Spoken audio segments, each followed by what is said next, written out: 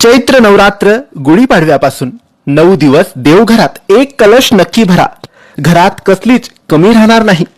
मित्रांनो, अगदी काही दिवसात गुढीपाडवा येणार आहे.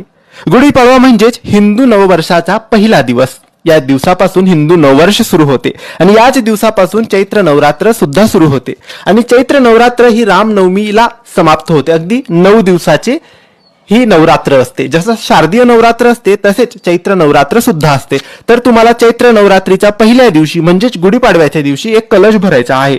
एक तांब्याचा लोटा घ्यायचा, त्यामध्ये शुद्ध पाणी, एक पैसा, सुपारी, हळदी, कुंकू, फूल टाकायचं, त्यावर आंब्याचे किंवा विड्याचे पानं लावायचे आणि एक नारळ लावून तो देवघरात ठेवायचा आणि 9 दिवस त्या कलशाचे पूजन करायचे. 9व्या दिवशी रामनवमीच्या दिवशी त्या कलशाचे विसर्जन करायचे. नारळ, पानं, पाणी सगळं विसर्जन करायचं वाहत्या पाणीत आणि जे थोडं पाणी असेल तांब्यात ते आपल्या घरात शिंपडायचं. अशा रीतीने ही पूजा 9 दिवस करावी.